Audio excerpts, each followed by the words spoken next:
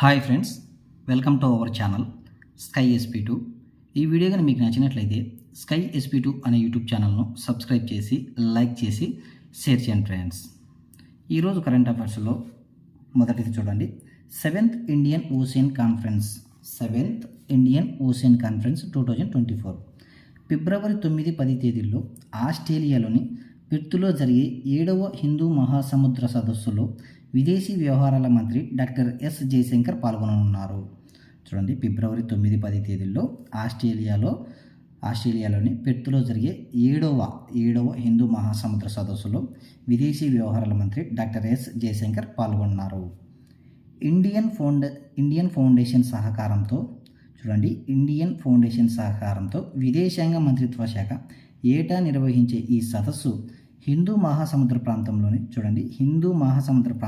దేశాలను ఒక చోట చేర్చి ముఖ్యమైన సమస్యలపై చర్చించేందుకు ముఖ్య వేదికగా ఈ సదస్సు అనేది ఉపయోగపడుతుంది.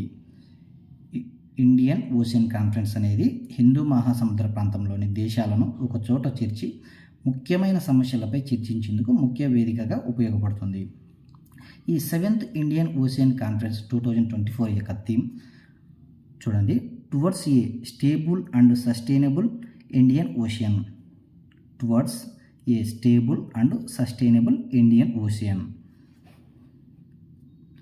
ఇండియన్ ఓషన్ కాన్ఫరెన్స్ను 2016లో ప్రారంభించారు. చూడండి, ఇండియన్ ఓషన్ కాన్ఫరెన్స్ను 2016లో ప్రారంభించడం జరిగింది. ఈ ఇండియన్ ఓషన్ కాన్ఫరెన్స్ అనేది ఎందుకంటే చూడండి, హిందూ మహాసముద్రంలోని ప్రాంతీయ సహకారము మరియు సముద్ర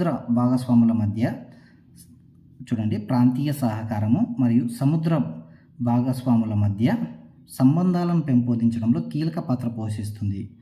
ఈ కాన్ఫరెన్స్ అనేది హిందూ మహాసముద్రంలో గల భాగస్వాముల మధ్య సంబంధాలను పెంపొందించడంలో కీలక పాత్ర పోషిస్తుంది. ఇక నెక్స్ట్ అంశం చూడండి, వరల్డ్ బుక్ ఫెయిర్ 2024 ప్రపంచ పుస్తక ప్రదర్శన 2024 ఫిబ్రవరి 10 నుంచి 18 వరకు న్యూఢిల్లీలోని ప్రగతి మైదానంలో నిర్వహించబడుతుంది. చూడండి, వరల్డ్ బుక్ ఫెయిర్ ఎక్కడ నిర్వహించబడుతుందంటే న్యూఢిల్లీలోని ప్రగతి మైదానంలో నిర్వహించబడుతుంది. విద్య, నైపుణ్యాభివృద్ధి మరియు వ్యవస్థాపక మంత్రి ధర్మేంద్ర ప్రధాన్ గారు దీనిని ప్రారంభిస్తారు. వరల్డ్ బుక్ ఫెయిర్ 2024 అనేది 51వ ఎడిషన్. ఇది 2024 సంవత్సరంలో నిర్వహిస్తున్న ఈ వరల్డ్ బుక్ ఫెయిర్ అనేది 51వ ఎడిషన్. వరల్డ్ బుక్ ఫెయిర్ 2024 ముఖ్య అతిథి దేశం. ఈ వరల్డ్ బుక్ ఫెయిర్ 2024 ముఖ్య అతిథి దేశం ఏదంటే సౌదీ అరేబియా. ఈ వరల్డ్ బుక్ ఫెయిర్ 2024 థీమ్ చూడండి, బహుభాష భారతదేశం. Multilingual India theme. World book fair 2024 ఎక్కడ నిర్వహించుతున్నారంటే న్యూఢిల్లీలోని ప్రగతి మైదానంలో. ఇది ఎప్పుడు జరుగుతుందంటే ఫిబ్రవరి 10 నుంచి 18 వరకు, అంటే ఈ రోజు నుంచి 18వ తేదీ వరకు ఈ వరల్డ్ బుక్ ఫెయిర్ అనేది జరుగుతుంది. దీని యొక్క ముఖ్య అతిథి దేశం చూడండి, సౌదీ అరేబియా. ఇది ఎన్నవ ఎడిషన్ అంటే 51వ edition.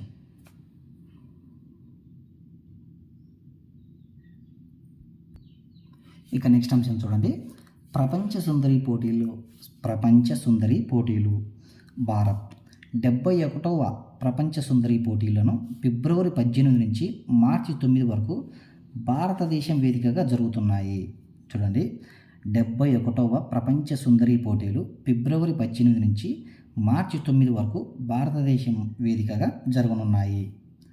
India tourism development corporation ఆధ్వర్యంలో ఈ నెల 20న ఢిల్లీలో opening ceremony, India welcomes the world గాలం కార్యక్రమాలతో ఈ ప్రదర్శన మొదలవుతుంది.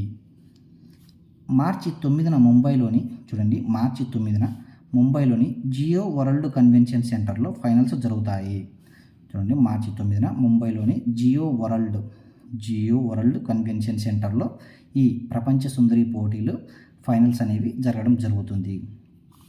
ప్రపంచంలోని వివిధ దేశాల నుంచి 120 మంది సుందరీమణులు ఈ పోటీలలో పాల్గొననున్నారు. చూడండి, ప్రపంచంలోని 120 మంది సుందరీమణులు ఈ పోటీలో పాల్గొనడం జరుగుతుంది. ప్రస్తుత ప్రపంచ సుందరి అంటే 2023 ప్రపంచ సుందరి పోలాండ్కు చెందిన కరోలినా బిలాస్కాతో పాటు మాజీ విజేతలు Tony యాన్సింగ్ Jamaica, Vanessa ఫోన్సీ Mexico, Manasi చిల్లర్ భారత్లో ఈ ప్రకటన చేయడం జరిగింది. అంటే ఏ ప్రకటన అంటే ప్రపంచ సుందరి పోటీలు భారత్లో ఫిబ్రవరి 18 నుంచి మార్చి 9 వరకు జరుగుతాయని వీరు ప్రకటించడం జరిగింది. మళ్ళొకసారి చూడండి, ప్రపంచ సుందరి పోటీలకు ఆతిథ్యం 2024లో ఆతిథ్యం ఇవ్వనున్న దేశం ఏదంటే భారతదేశం.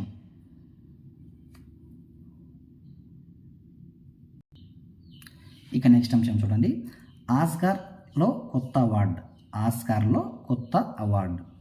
ఆస్కార్ అవార్డులలో ఓ కొత్త కేటగిరీని చేర్చనున్నారు. చూడండి, కొత్త కేటగిరీని చేర్చడం జరుగుతుంది. ప్రస్తుతం ఈ ఆస్కార్ అవార్డులలో 23 విభాగాల్లో ఆస్కార్ అవార్డులను ప్రదానం చేస్తున్నారు. ఎన్ని విభాగాలంటే మొత్తం ఇప్పుడు ప్రస్తుతం ఇస్తున్న అవార్డులు ఎన్ని విభాగాలు అంటే 23 విభాగాల్లో ఈ ఆస్కార్ అవార్డులను ప్రదానం చేయడం జరుగుతుంది. కొత్తగా క్యాస్టింగ్ డైరెక్టర్స్కు ఓ కేటగిరీ చేరుస్తున్నట్లు అకాడమీ పేర్కొంది. ఆ కేటగిరీ చూడండి, ఏ కేటగిరీ అంటే క్యాస్టింగ్ డైరెక్టర్స్ అనే కొత్త కేటగిరీని ఏర్పాటు చేసి ఆ కేటగిరీకి అవార్డును ప్రదానం చేయడం జరుగుతుంది. దీనితో ఆస్కార్ అవార్డుల సంఖ్య 24 విభాగాలకు చేరుకుంది. మొత్తం 24 భాగాలకు చేరుకుంది. ఈ కొత్త కేటగిరీ క్యాస్టింగ్ డైరెక్టర్స్ అనే కొత్త కేటగిరీ 2026లో జరిగే 98వ ఆస్కార్ అవార్డులలో ప్రదానం చేస్తారు. ఇప్పుడు ప్రస్తుతానికి ఇవ్వరు. 2026లో జరిగే 98వ ఆస్కార్ అవార్డులలో ఈ క్యాస్టింగ్ డైరెక్టర్స్ అనే కొత్త విభాగానికి అవార్డులు అనేది ప్రదానం చేయడం జరుగుతుంది. ఇప్పటికైతే చేయరు. 2026లో జరిగే 98వ ఆస్కార్ అవార్డులలో ఈ విభాగానికి అవార్డు అనేది ప్రదానం చేయడం జరుగుతుంది. ఆ విభాగం పేరు ఒకటి గుర్తుపెట్టుకోండి, క్యాస్టింగ్ డైరెక్టర్స్. ఇప్పుడు ప్రస్తుతం ఎన్ని విభాగాలు అంటే 23. కొత్తగా చేర్చడం ద్వారా ఎన్ని విభాగాలు కావడం జరిగిందంటే 24 విభాగాలు కావడం జరిగింది.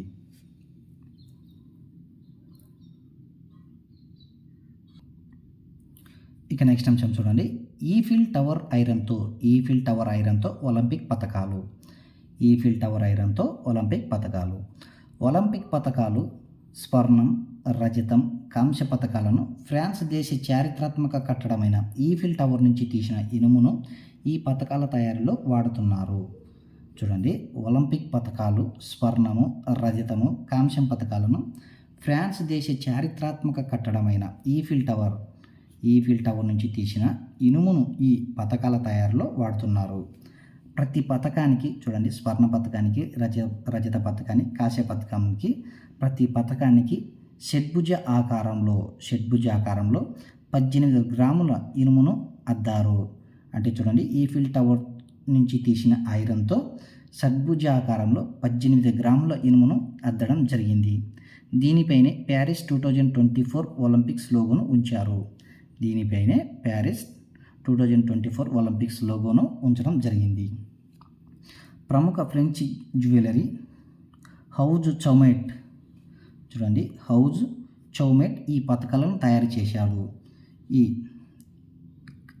స్వర్ణము, రజతము, కాంస్య పతకాలను ప్రముఖ ఫ్రెంచ్ జ్యువెలరీ హౌజ్ చౌమెట్ ఈ పతకాలను తయారు చేయడింది. అంటే ఈఫిల్ టవర్ ఐరన్తో చేసిన పతకాలను హౌజ్ చౌమెట్ తయారు చేయడం జరిగింది. 17 రోజుల పాటు జరిగే ఈ మెగా ఈవెంట్లలో విజేతలుగా నిలిచే అథ్లెట్లకు 5,084 పతకాలను అందించనున్నారు. 5,084 పతకాలను అందించనున్నారు. అంటే చూడండి, ఈఫిల్ టవర్తో చేసిన ఈ ఇనుముతో తయారు చేసిన 5,080 పతకాలను అందించనున్నారు.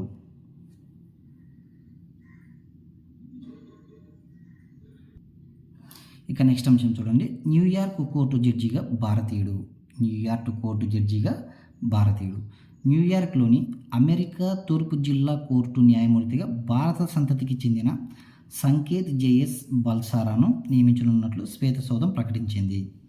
చూడండి, న్యూయార్క్లోని అమెరికా తూర్పు జిల్లా కోర్టు న్యాయమూర్తిగా భారత సంతతికి చెందిన సంకేత్ జేఎస్ బల్సారాను నియమించనున్నట్లు శ్వేతసౌధం ప్రకటించింది. బల్సారా ఇదే కోర్టులో మెజిస్ట్రేట్గా 2017 నుంచి పనిచేస్తున్నారు. చూడండి, ఆయన పేరు గుర్తుపెట్టుకోండి, న్యూయార్క్ కోర్టు జడ్జిగా ఎవరంటే Sanket JS Balsara. Sanket JS Balsara already ఈయన బల్సారా కోర్టులో బల్సారా ఇదే కోర్టులో మెజిస్ట్రేట్గా 2017 నుంచి పనిచేస్తున్నారు.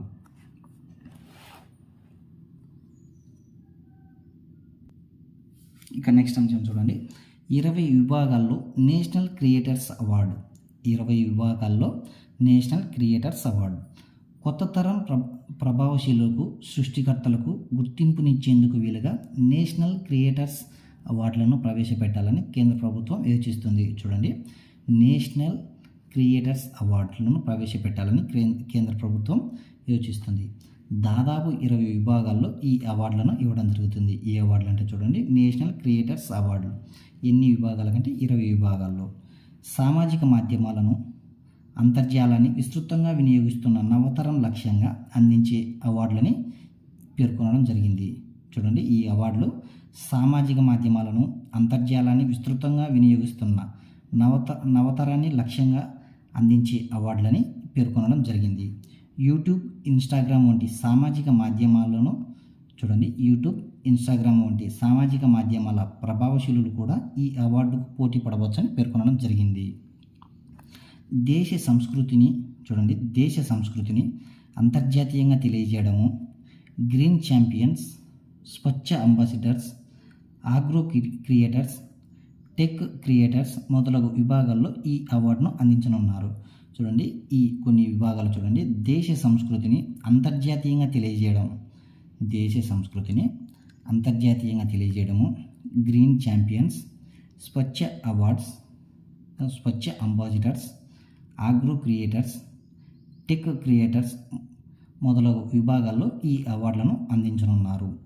నేషనల్ క్రియేటర్స్ అవార్డులు ఎన్ని విభాగాలు అంటే 20 విభాగాల్లో ఈ అవార్డులను ఇవ్వనుంది.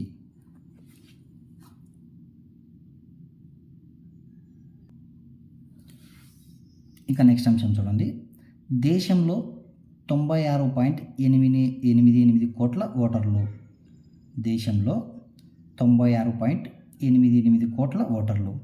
ప్రపంచంలోనే అత్యధిక మంది ఓటర్లున్న దేశంగా రికార్డు. భారత రికార్డు సృష్టించడం జరిగింది. దేశవ్యాప్తంగా లోక్సభ ఎన్నికల కోసం మొత్తం 96.88 కోట్ల మంది ఓటర్లు తమ ఓటు హక్కును వినియోగించుకోనున్నారని కేంద్ర ఎన్నికల సంఘం వెల్లడించింది. ఈ సంవత్సరం మేలో జరగనున్న ఎన్నికల కోసం కొత్తగా 2 కోట్ల మంది యువ ఓటర్లు. చూడండి, కొత్తగా 2 కోట్ల మంది యువ ఓటర్లు అంటే 18 నుంచి 29 సంవత్సరాల మధ్య వయసు గలవారు ఈ జాబితాలో చేరారని కొత్తగా తెలపడం జరిగింది. 2019తో పోలిస్తే కొత్తగా నమోదైన ఓటర్ల సంఖ్య 6% పెరిగిందని ఈసీ పేర్కొనడం జరిగింది. ఎలక్షన్ కమిషన్ పేర్కొనడం జరిగింది. 2019తో పోలిస్తే ఎంత శాతం ఓటర్ల సంఖ్య పెరిగిందంటే 6% ఎక్కువగా పెరగడం జరిగింది.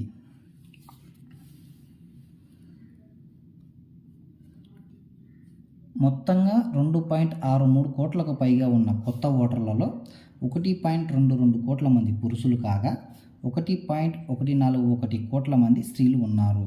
చూడండి, మొత్తంగా 2.6 కోట్లకు పైగా ఉన్న కొత్త ఓటర్లలో 1.22 కోట్ల మంది పురుషులు కాగా 1.141 కోట్ల మంది స్త్రీలు ఉన్నారు. ఓటర్ల వివరాలు. మొత్తం ఓటర్లు వచ్చేసి 96,21,926 అంటే 96.88 కోట్లు. అందులో ఈ మొత్తం ఓటర్లలో పురుషుల ఓటర్లు ఎంతమంది అంటే 49,72,31,994 మంది, 49.72 కోట్లు. ఈ మొత్తం ఓటర్లలో మహిళా ఓటర్లు 47,15,41,888 మంది. అదేవిధంగా థర్డ్ జెండర్స్ ఎంతమంది ఉన్నారంటే 48,044 మంది. థర్డ్ జెండర్స్ ఓటర్లు ఎంతమంది అంటే 48,044 మంది.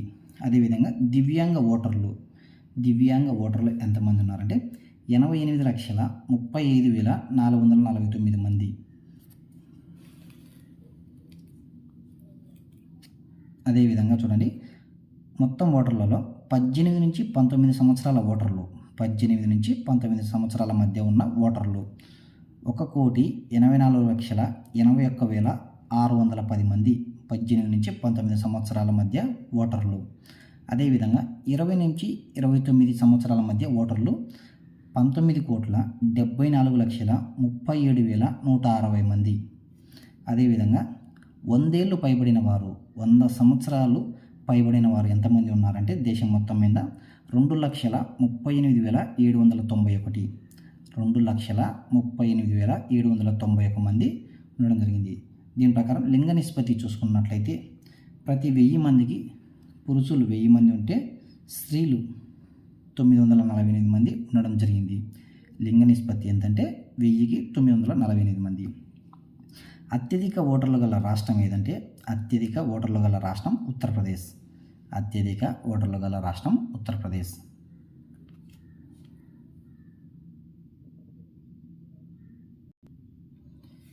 ఇక నెక్స్ట్ అంశం చూడండి, భారతరత్న పురస్కారాలు. భారతరత్న పురస్కారాలు 2024 గ్రహీతలు. 2024 గ్రహీతలు ఒకరు పివి నరసింహారావు, ఈయన ఎవరంటే భారత మాజీ ప్రధాని. చౌదరి చరణ్ సింగ్, ఈయన కూడా భారత మాజీ ప్రధాని. ఎంఎస్ స్వామినాథన్, హరిత విప్లవ పితామహుడు. ఎల్కే అద్వానీ, బీజేపీ సీనియర్ నేత. నెక్స్ట్ వచ్చేసి కర్పూరి ట్యాగోర్, బీహార్ మాజీ ముఖ్యమంత్రి. ఈయన 2024 గ్రహీతలు మొత్తం ఎంతమంది అంటే భారతరత్న పురస్కారం గ్రహీతలు మొత్తం ఎంతమంది అంటే 5 మంది. మళ్ళీ ఒకసారి చూడండి, పివి నరసింహారావు భారత మాజీ ప్రధాని. ఎప్పటి నుంచి ఎప్పటి వరకు అంటే 1991 నుంచి 96 వరకు భారతదేశానికి ప్రధానిగా పనిచేయడం జరిగింది. అదేవిధంగా పివి నరసింహారావు ఏపీ సీఎం ఎప్పటి నుంచి ఎప్పుడు చేశాడంటే 1971 నుంచి 73 సంవత్సరాల మధ్య ఆంధ్రప్రదేశ్కు కూడా ముఖ్యమంత్రిగా పనిచేయడం జరిగింది. ఈయన తెలంగాణకు చెందిన వ్యక్తి పివి నరసింహారావు. ఉమ్మడి ఆంధ్రప్రదేశ్కు ఎప్పుడు ముఖ్యమంత్రిగా పనిచేయడం జరిగింది అంటే 1971 నుంచి 73 వరకు చేయడం జరిగింది. నెక్స్ట్ వచ్చేసి చౌదరి చరణ్ సింగ్, ఈయన కూడా భారత మాజీ ప్రధాని. ఎప్పటి నుంచి ఎప్పటి వరకు అంటే 1979 నుంచి 1980 వరకు ఈయన భారతదేశానికి ప్రధానిగా చేయడం జరిగింది. నెక్స్ట్ వచ్చేసి ఎంఎస్ స్వామినాథన్, హరిత విప్లవ పితామహుడు. ఎల్కే అద్వానీ, బీజేపీ సీనియర్ నేత. నెక్స్ట్ కర్పూరి ట్యాగోర్, బీహార్ మాజీ ముఖ్యమంత్రి. ఇప్పటి వరకు భారతరత్న అందుకున్న వారి సంఖ్య మొత్తం ఎంతమంది అంటే 53 మంది. ఇప్పటి వరకు భారతరత్న అందుకున్న వారి మొత్తం సంఖ్య 53 మంది. ఒక ఏడాదిలో 5 మందిని ఎంపిక చేయడం ఇదే మొదటిసారి.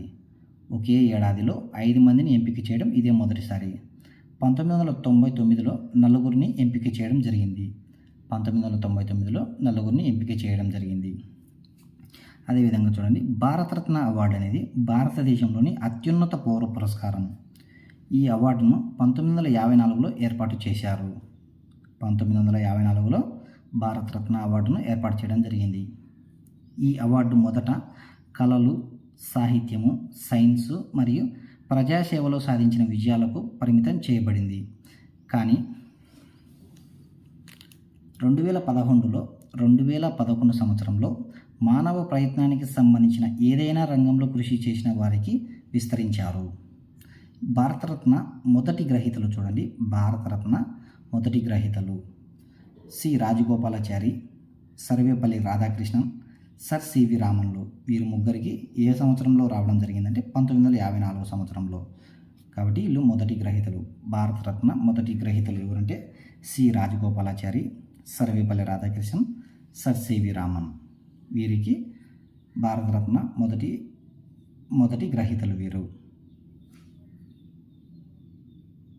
ఈ వీడియో కనుక మీకు నచ్చినట్లయితే స్కై SP2 అనే యూట్యూబ్ ఛానల్ను సబ్స్క్రైబ్ చేసి, లైక్ చేసి, షేర్ చేయండి ఫ్రెండ్స్.